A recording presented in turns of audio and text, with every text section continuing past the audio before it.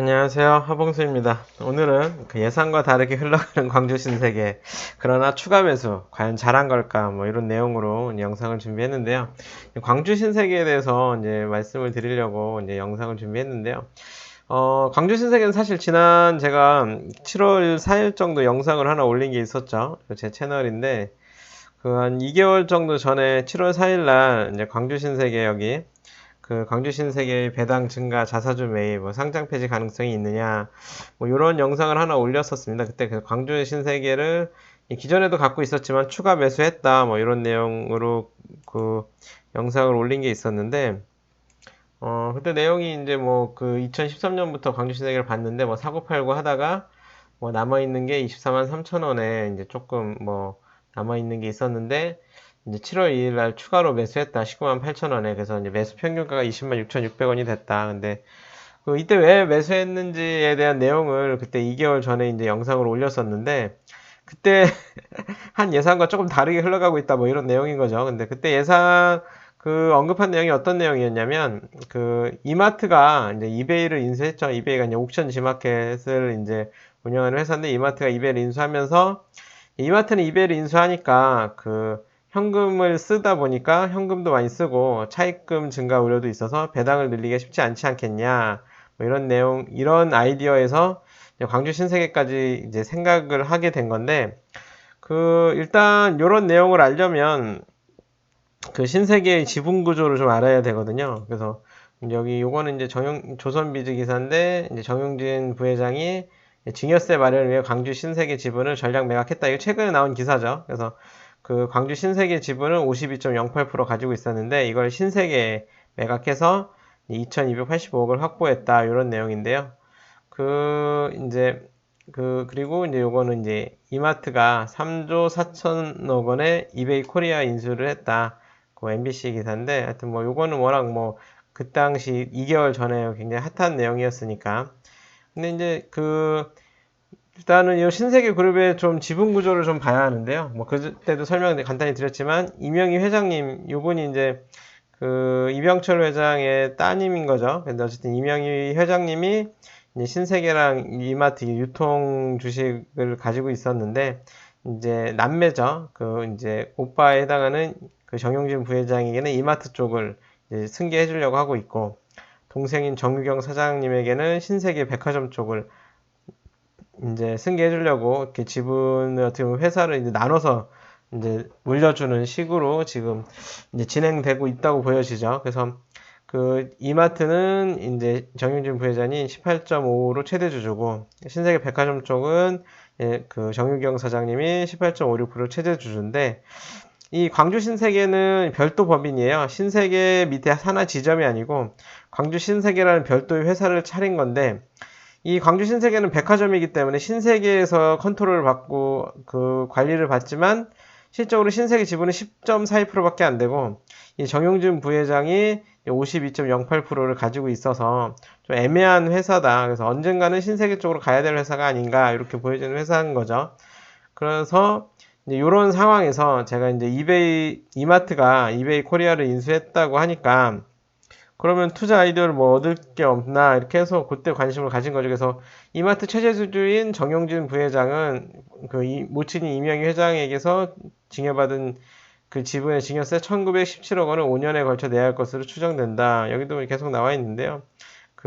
이제 그 경영을 물려주는 과정에서 증여를 많이 해줬거든요, 이명희 회장님. 그래서 정용진 부회장은 1917억, 그리고 정유경 사장님은 1045억 정도를 이제 그 증여세로 납부해야 된다, 뭐 이런 내용인 거죠. 그래서 증여세를 납부하기 위해서 그 돈을 마련해야 되는데, 물론 뭐 돈이 많이 있으시겠지만 또 많이 있는 만큼 또 많이 쓰실 때도 많겠죠. 그래서 어쨌든 이 정영준 부회장은 이제 그 증여세 마련을 위해서 돈을 마련하지 않겠나, 이런 생각을 제가 한 거죠. 그래서 어쨌든 그 신세계 백화점은 이제 동생인 정유경 사장이 최대 주주고, 정용진 부회장은 이마트 쪽을 맡고 있으니까, 광주 신세계는 또 신세계 백화점에 가까운 회사인데 또 정용진 부회장이 50%나 갖고 있으니까 언젠간 팔지 않겠나, 이런 생각도 했고, 또 아니면 증여세를 마련해야 되니까 광주 신세계의 배당을 좀 늘리지 않겠나 이 생각도 한 거죠. 그리고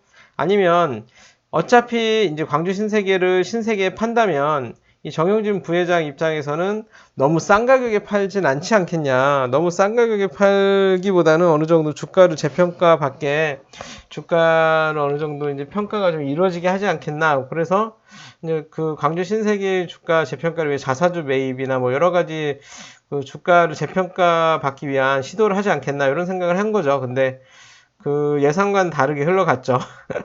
예상과는 다르게 그냥 어느 정도 제가 보기엔 굉장히 저렴한 가격에 매도했다고 보여지는 거죠. 그래서 21년 9월 14일 종가가 22만 9천 원 정도였는데 정용진 부회장의 지분 약 50%죠. 50%는 아니고 아까 52. 여기 보면 정확히 따지면 52.08%를 신세계 주당 27만 4,200원에 매각했다. 이게 보통 이제 그 당시 종가 기준 한 20% 정도 프리미엄을 붙인 것 같아요. 근데 지금 뭐 그 이후로 주가가 많이 폭락을 했죠. 그래서 요 24만원까지도 올랐던 주가가 그 매각 소식이 알려지고 나서 꽤 많이 하락을 했습니다. 꽤 많이 하락을 해서 이제 지금은 뭐 19만 3,500원이 이제 지난주 추석 연휴 전 종가인데 물론 지금 이 주가보다도 높은 가격이고 그날 23일 날 그 거래가 이루어지기 전 종가 기준으로도 한 22만 9천 원 정도 뭐 그랬으니까 요 정도 가격을 비교해도 뭐 비싼 가격이긴 하지만 그러니까 당시 시세보다는 비싼 가격에 그 신세계에서 사준 거죠. 그렇지만 워낙 자산 대비 싼 가격이라서 지금 19만 3,500원으로 보면 지금 시가총액이 3,096억 원인데 자기 자본이 7천억이 넘어요. 그러니까 회사가 갖고 있는 광주 신세계가 갖고 있는 재산이 7천억인데 그 중에 이제 주가는 3천억 원 선에 형성돼 있다는 거는 그러니까 PBR이 0.42라서 그러니까 이제 그 회사 갖고 있는 실질적인 재산 대비의 42%밖에 주가가 안 된다. 굉장히 싼 거죠. 그래서 물론 현 주가보다 높지만 생각보다 너무 저렴한 가격이 신세계에 매각됐다라고 보는 거죠. 실질적인 그 회사 순 자산을 한번 보면 요거는 이제 제가 많이 애용하는 i투자닷컴이라고 재무제표를 잘 정리해 놓은 사이트인데요. 이 재무상태표를 보면 지금 2분기 말까지 기준으로 올해 2분기 말까지 6월 말 기준으로 이제 가지고 있는 재산, 그러니까 총 자산에서 부채, 빚을 빼고 실질적인 순 자산이 7천억인데 주가 시가총액은 3천억이라는 거죠.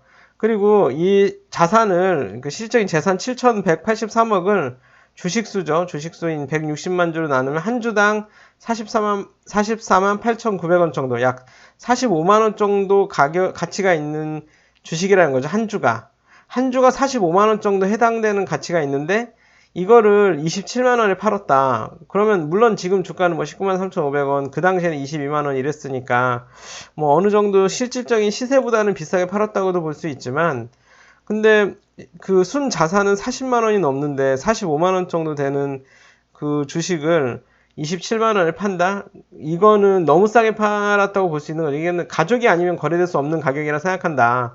말 그대로 동생의 회사니까 27만 4천 원에 팔았지, 제 생각에는 절대로 남한테 팔았으면 이 가격에 절대 안 팔았을 것 같아요. 그래서 너무 싸게 팔았다.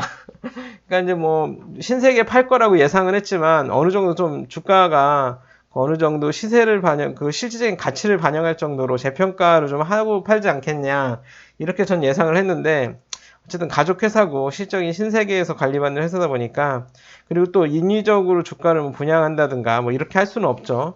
그리고 뭐 자사주 매입이나 배당을 늘려서 주가가 재평가 받게 한다고 해도 설사 그게 뭐 합법적으로 이루어진다 해도 그 주가가 높은 상태에서 매각을 해서 뭐 시세 차익을 많이 본다면 또 대주주나 아니면 그 재벌가로서 욕을 먹을 수 있는 상황이니까 그런 것들을 많이 의식해서 그냥 시세에 맞춰서 판 것 같아요. 그래서 어느 정도 인위적인 주가 부양을 할 수 있는 상황도 아니지만 또 해서도 안 되지만 그 합법적인 주가 부양이나 주가 재평가, 정상적인 주가 재평가 과정을 거친다 하더라도 또 뭐 비난을 받을 수도 있기 때문이라고도 보여집니다. 어쨌든 그래서 45만 원짜리 주식을 27만 4,200원에 매각을 했다. 물론 이것도 워낙 싸지만 어쨌든 근데 광주 신세계가 추가 뭐 지점을 개설하거나 막 성장하는 회사는 아니기 때문에 또 어쨌든 그 시세를 반영해서 매각했다라고 할 수 있겠죠. 근데 이제 어쨌든 정용진 부회장이 주가를 자산 대비 저평가인 상태에서 전량 신세계에 매각하자 주가가 급락을 했죠. 예, 진짜로 이렇게. 그리고 이제 정용진 부회장이 워낙 또 그 인플루언서잖아요. 워낙 그 인스타그램이나 이런 데서도 워낙 주목을 많이 받고 또 이제 이마트가 소유하고 있는 게 바로 스타벅스이기 때문에 여러 가지 그, 그 높은 가치나 아니면 또 어느 정도 프리미엄을 받는 요소가 많은 그 정영진 부회장이 광주 신세계를 떠났다. 뭐 요런 광주 신세계를 버린 거 아니냐. 뭐 요런 게 또 실망하는 투자자들도 있었겠죠. 그래서 이제 어느 정도 이 광주 신세계가 이제 그 정용진 부회장의 증여세 마련을 위해서 좋게 활용되지 않겠나. 그래서 활용될 때 주가가 오르지 않겠나 이렇게 생각한 사람들도 많았을 텐데 정용진 부회장이 확 다 팔고 떠났다고 하니까 막 실망한 사람들이 주가를 막 많이 판 게 아닌가 싶어요. 그래서 그 급락을 했는데 근데 여전히 자산 대비 저평가거든요. 왜냐면 그 정용진 부회장이 신세계 판 거지 광주 신세계 판 건 아니거든요. 그래서 광주 신세계에 남아있는 현금은 그대로고 신세계에서 이제 그 정용진 부회장이 지분을 산 거기 때문에 뭐 신세계가 또 그렇다고 물론 그 부채도 어느 정도는 있지만 회사가 뭐 아주 그 돈이 없지도 않습니다. 이건 신세계 재무제표인데요. 올해 2분기 말 기준으로 개별 재무제표를 봐더라도 현금성 자산이 4,887억이나 있었기 때문에 정용진 부회장한테 뭐 한 2천억 정도, 2,200억 정도 지급하는데 그게 무리가 있거나 하지는 않기 때문에 어느 정도. 그리고 신세계에서 돈을 낸 거지. 이 신세계라는 회사에서 이 정용진 부회장이 지분을 산 거지. 광주 신세계에서 산 건 아니거든요. 그래서 광주 신세계의 그 실질적인 그 재무 가치는 크게 변동이 없기 때문에 뭐 그 정용진 부회장이 팔았다고 해서 광주 신세계의 실질적인 재산이나 이런 데 영향이 있지는 않거든요. 그래서 여전히 자산 대비는 저평가다.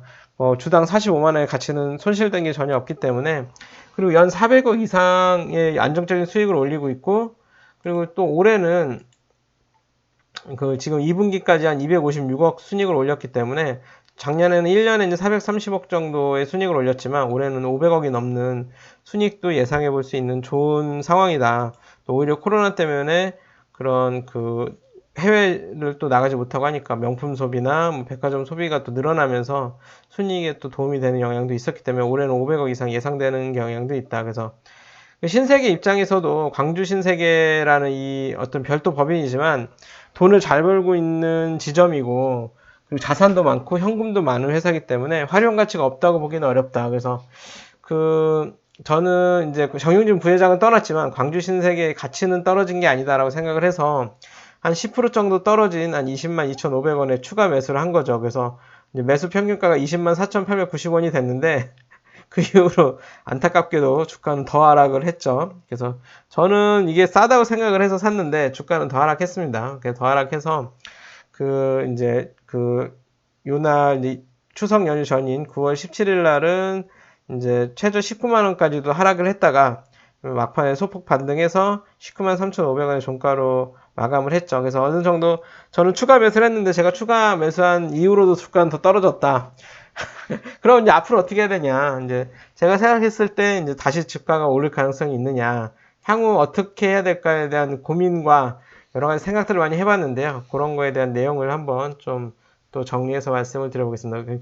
글도 굉장히 많고 막 되게 복잡하네요. 근데 하여튼 생각의 나래를 많이 폈어요. 그래서 그럼 앞으로 주가 흐름은 어떻게 될까? 추석 끝나고 그리고 예약 매도가를 원래는 주당 한 45만 원의 가치가 있는 회사니까 목표가를 42만 원 정도로 원래 정해놨었는데 확 낮췄습니다. 정용진 부회장이 확 떠났기 때문에 일단 25만 원을 확 낮췄는데 왜 그러면 그 목표가나 예약 매도가 25만 원이 된다는 얘기가 아닙니다. 25만 원의 주가가 오를 거다 이거 확신하는 게 아니고 그냥 워낙 저평가된 회사이기 때문에 25만 원 되면 일부 팔겠다 뭐 저 개인적으로 예약 매도 해놓겠다 이런 가격인 거라서 근데 왜 그러면 예약 매도가는 낮췄느냐 어쨌든 이제 그리고 이제 앞으로 어떻게 될 거냐 이런 것들을 한번 생각해 본 거죠. 그래서 주가 흐름은 이제 예측하기 어렵죠. 물론 주가가 앞으로 더 떨어질 수도 있고 다시 반등할 수도 있고 근데 어쨌든 저평가인 상태는 변한 것이 없다. 그래서 광주 신세계는 돈을 낸 게 없고 이 정용진 부회장이 신세계에 판 거지 광주 신세계에 판 건 아니기 때문에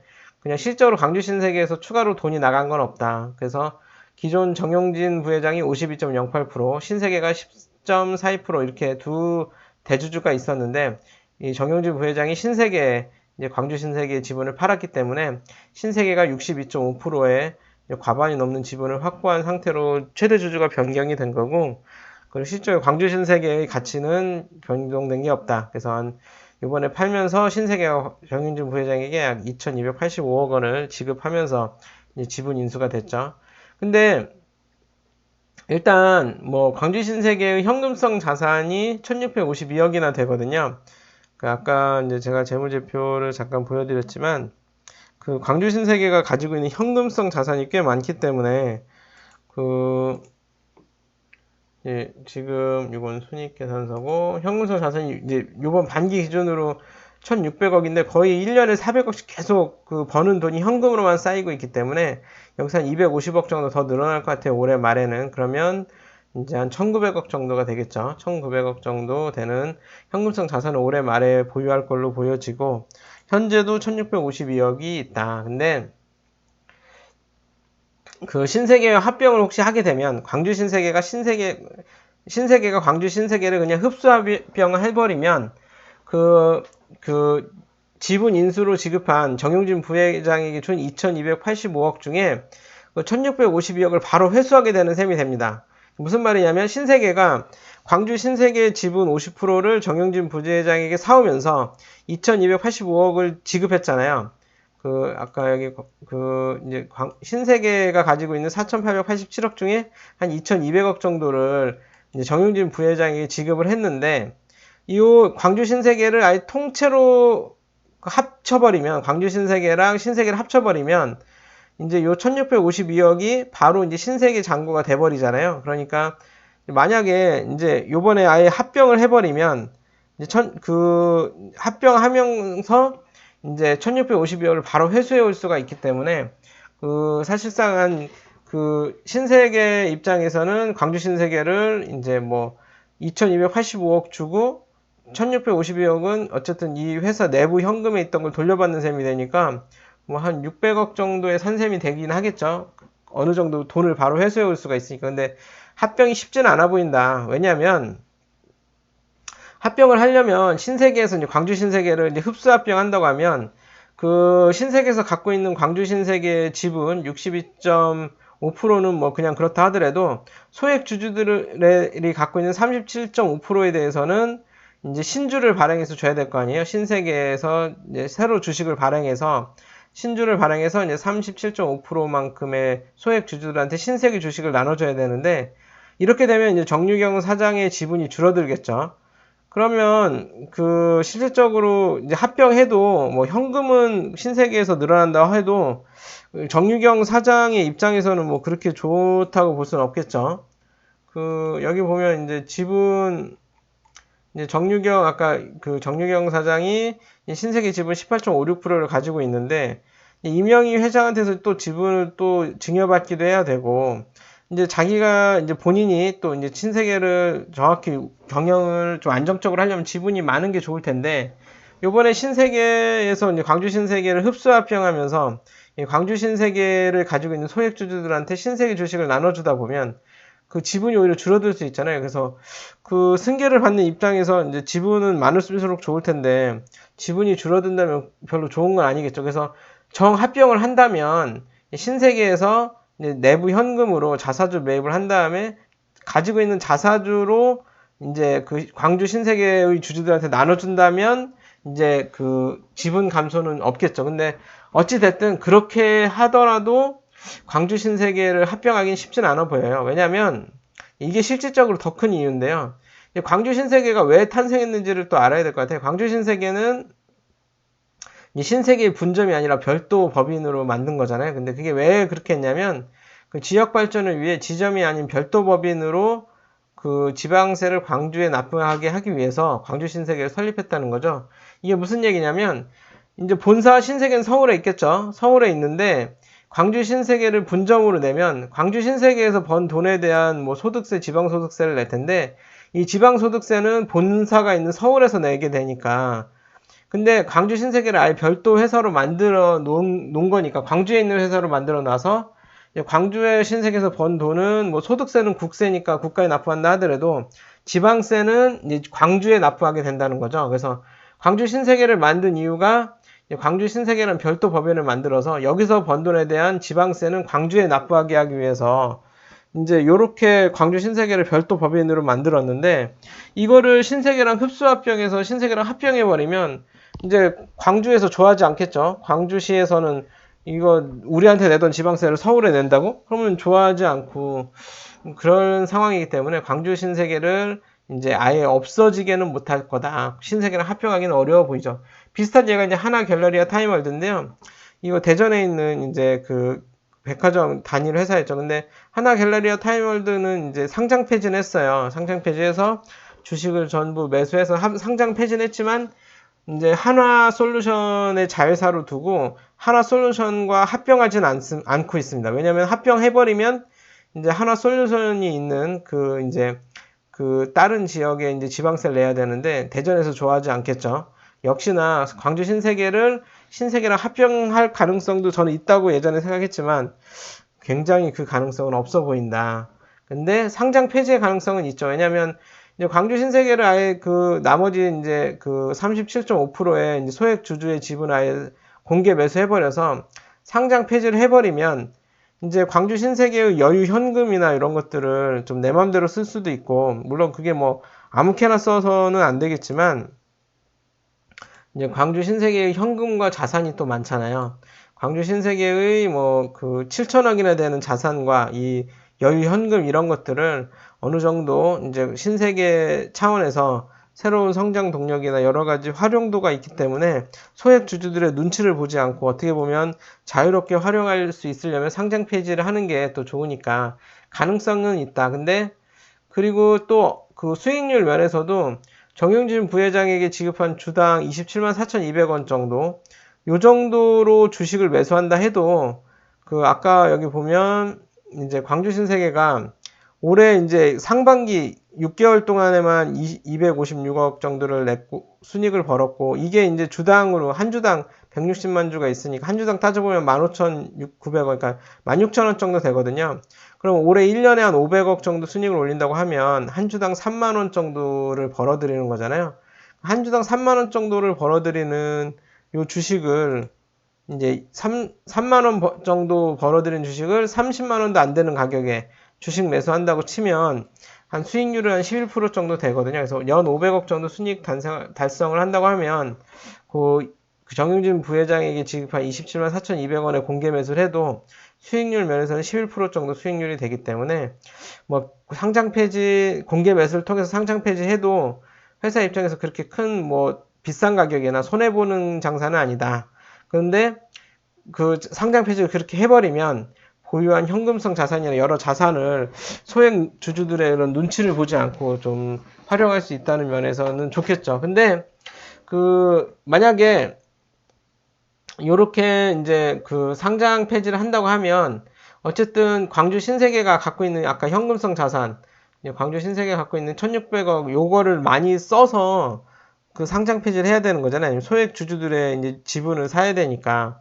그러면 어찌됐든 내가 이제 소액 주주들의 눈치를 보지 않고 회사를 운영하고 요 자본이나 이런 것들을 활용한다는 건 좋지만 현금을 거의 뭐 소진시켜 가면서 이제 그 어느 정도 그 상장 폐지를 추진한다면 많은 현금을 어쨌든 소진시키게 되니까 그렇게까지 하면서 상장 폐지를 시켜야 돼?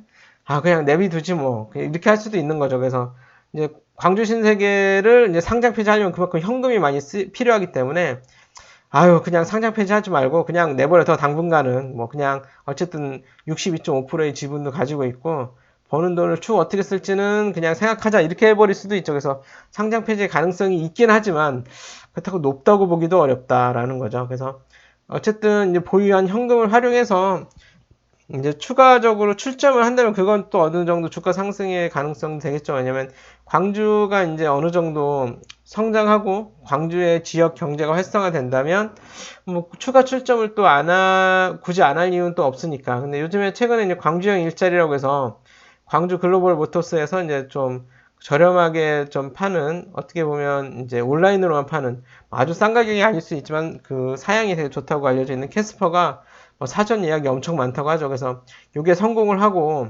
광주 글로벌 모터스나 광주 지역 경제가 좀 활성화되면 뭐 이건 물론 뭐 그 양날의 검이죠. 어떻게 보면 이제 그 광주 신세계에서 추가 출점을 할 수도 있지만 또 반대로 롯데나 현대에서 또 지점을 늘려가면서 경쟁이 치열해질 수도 있으니까 어쨌든 그 이제 광주 신세계가 광주 지역의 경제 활성화로 인해서 추가 출점을 혹시 한다고 하면 어느 정도 주가 상승의 가능성도 있긴 하겠죠. 그렇지만 어찌됐든 단기간에 주가가 폭락했지만 이건 참 제가 다시 추가 매수를 하면서도 하고 나서 다시 분석을 하면서도 좀 서글픈 내용일 수 있지만 단기간 주가가 이렇게 좀 확 10% 이상 확 폭락했지만 급반등을 가져올 만한 회사의 변수는 크지 않다. 일단 신세계랑 합병할 가능성도 쉽지 않고 상장 폐지의 가능성도 있기는 있지만 높다고 보여지질 않는다. 그래서 갑자기 확 주가가 다시 급반등하기는 쉬워 보이진 않는다. 그렇지만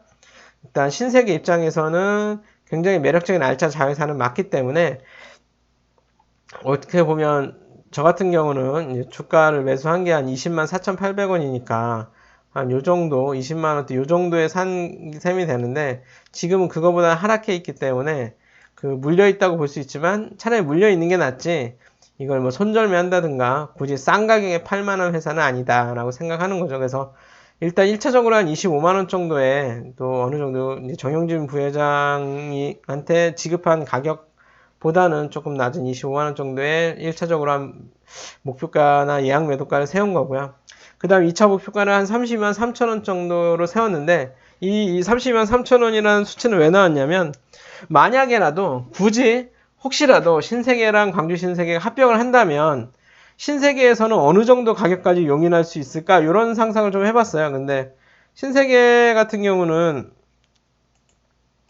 지금 이제 그 수익성 광주 신세계가 훨씬 좋습니다. 신세계보다. 근데 왜냐면 이제 PER이 이제 광주 신세계는 6 정도인데 굉장히 버는 거 대비도 저평가죠. 근데 신세계는 한 33배 정도라 꽤나 고평가인데 자산 대비로 굉장히 저평가예요. 그래서 신세계는 자산 대비 한 0.75 정도 형성돼 있기 때문에 그래서 요 자산 대비 0.75까지는 용인하지 않을까.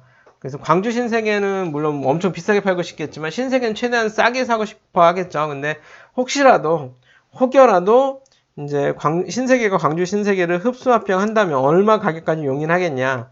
PBR이 0.72, 전 0.72 정도로 계산이 나와서 이렇게 했는데 0.72 정도로 예상하면 한 32만 3천 원 정도가 나온다. 아까 이제 그 광주 신세계의 주당 순자산이 45만 원 정도라고 했잖아요. 45만 원 정도인데 그거에 한 72%, 그거에 한 72%로 계산하면 한 32만 3천 원 정도가 나오기 때문에 제가 생각했을 때는 32만 3천 원까지는 용인할 수 있지 않겠나라고 해서 2,500가를 이 정도 설정한 거고요. 앞으로 주가가 어떻게 될지는 또 모르죠. 그렇지만 어찌됐든 차라리 물리는 게 낫지 요거를 싸게 손절매하기엔 너무 아까운 회사다.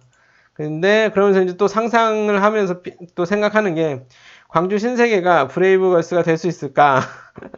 브레이브걸스의 롤린이 이제 올해의 역주행 곡이라고 할 수 있잖아요. 그래서 거의 10년 만인가 하여튼 굉장히 오랜 시간이 지나서 주목을 받아서 갑자기 다시 역주행하면서 이제 브레이브걸스가 엄청 떴는데 한마디로 노래가 좋다는 건 알겠는데 언제 남이 알아줄까? 이 노래 좋은 노래라는 걸, 이 신나는 노래라는 걸 언제 알아줄까? 요게 이제 올해 하는 화두였잖아요. 광주 신세계도 굉장히 돈 버는 거 대비 주가가 싸고 굉장히 저평가돼 있는데 이 저평가된 좋은 회사의 주식이라는 걸 언제 알아줄까? 그게 과연 몇 년이 걸릴까? 뭐 요게 이제 저희 또 다른 의문이죠. 뭐 빨리 쓰면 좋겠지만 어찌됐든 이제 그 언제 될지 그걸 기다리는 지루한 시간이 앞으로 되지 않을까 이런 생각도 해보는 거죠. 그래서 광주 신세계가 근데 이런 생각을 또 해보는 거예요. 상장 폐지를 위해서 남은 이제 그 소액 주주들의 37.5%를 공개 매수한다고 하면 만약 이 가격을 정용진 부회장이 지급한 주당 27만 4,200원 정도로 공개 매수한다고 하면, 그러니까 정용진 부회장한테도 이 정도 가격을 사줬는데 일반 소액주주들한테 더 싸게 사준다면 또 욕을 먹을 수도 있잖아요. 그래서 어느 정도 이 가격에 공개 매수한다고 하면 필요한 금액이 이제 1,645억이 필요하다는 거죠. 이 가격으로 주식을 매수하려면. 근데 1,645억이라는 수치는 요 광주 신세계가 갖고 있는 현금, 지금의 현금과 비슷합니다. 지금 광주 신세계가 2분기 말, 6월 말 기준으로 1,650억 정도의 현금을 갖고 있기 때문에 1,650억에 52억의 현금을 갖고, 물론 이제 올해 말은 한 1,900억 정도 되지 않을까 싶지만, 어쨌든 가지고 있는 현금을 다 써야 이제 상장 폐지 위한 공개 매수를 할 수 있는 거잖아요. 그래서 굳이 갖고 있는 현금을 다 써가면서 공개 매수를 할까? 이런 의문이 들죠.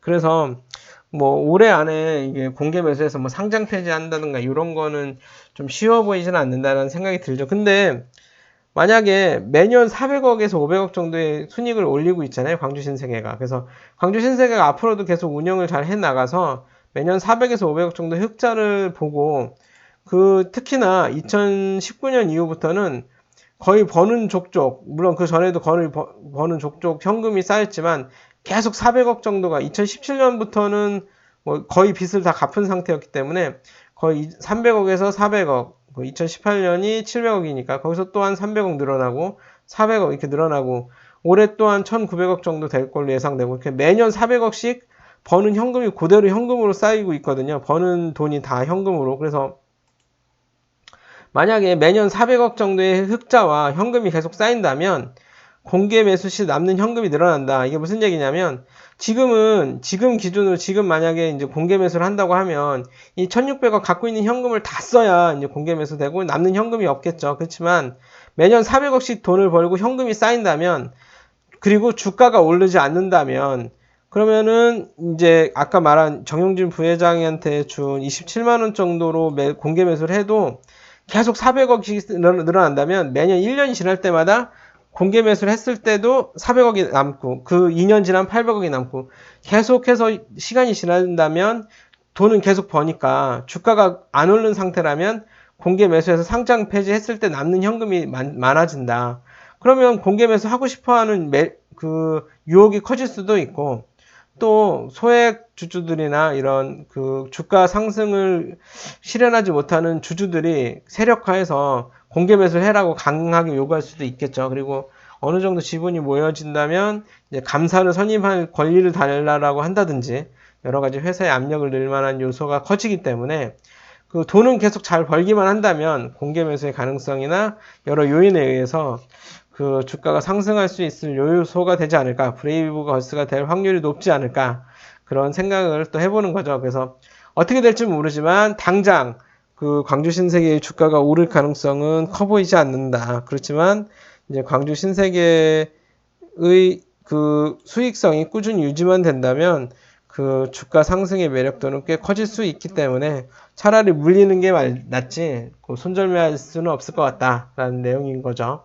근데 이제 여기서 이제 앞으로 제가 이제 또 지켜보면서 이제 공부를 해보거나 고찰을 해봐야 될 내용이, 광주 신세계 매력이 부각되는 기회가 언제 오냐. 과연 이게 브레이브걸스로 9년을 기다려야 될지, 언제 올지, 이걸 한번 지켜봐야 될 필요성이 있어 보이고요. 그리고 이제 이날 급락한 날 10% 정도 하락했을 때 추가 매수한 금액 중에 일부는 SK 가스를 팔아서 마련한 돈이거든요. 그래서 이 SK 가스를 이제 팔아서 돈을 마련했는데 과연 그게 잘한 거냐, 이런 것들을 봐야 되겠죠. 그래서 이제 과연 물론 뭐 SK 가스가 또 팔고 나서 막 엄청 올라가지고 지금 속이 쓰린 상태인데, SK 가스가 지금 018670. 네, SK 가스가 요날 제가 팔았는데 팔고 나서 한 8% 10% 또 올랐기 때문에 엄청 속이 쓰린 상태입니다. 물론 SK 가스를 다 판 건 아니지만 어쨌든 SK 가스를 판 돈으로 마련을 해서 광주 신세계를 샀는데 이게 과연 잘한 거냐.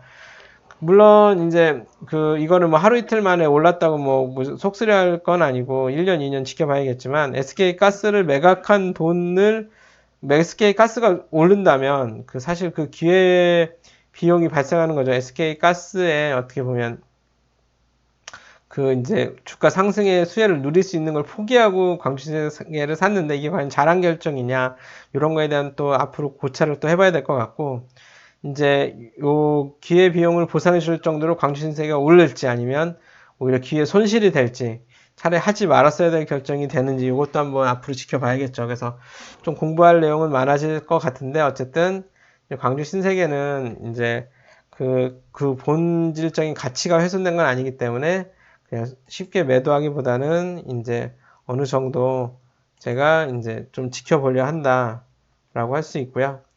그리고 그래서 앞으로 한번 또 지켜봐야겠죠. 앞으로 지켜봐야 될 것 같고 하여튼 오늘은 광주 신세계를 이제 추가 매수를 했다. 하락한 기회를 이용해서 추가 매수했는데 단기간에 다시 광주 신세계가 상승할 것 같아 보이진 않지만 좀 지켜볼 가치는 있어 보인다라는 말씀을 드리면서 영상을 마무리하려고 하고요. 혹시라도 영상 중에 내용 중에 잘못된 내용이 있으면 댓글로 바로 잡아 주시고요. 그리고 저랑 반대되는 의견을 가지신 분이라도 꼭 그 댓글로 좀 남겨주셔서 저도 또 다시 배울 수 있게 좀 해주셨으면 좋겠습니다. 하여튼 영상이 또 마음에 드셨다면 구독, 좋아요, 알림 설정도 좀 부탁드리고요. 추석 연휴 이제 거의 끝나가는데 마무리 잘 하시고 이제 새롭게 시작하는 한 주, 요번 주는 목금밖에 없지만 하여튼 잘 보내시고 행복한 하루하루 또 보내시길 바랍니다. 감사합니다.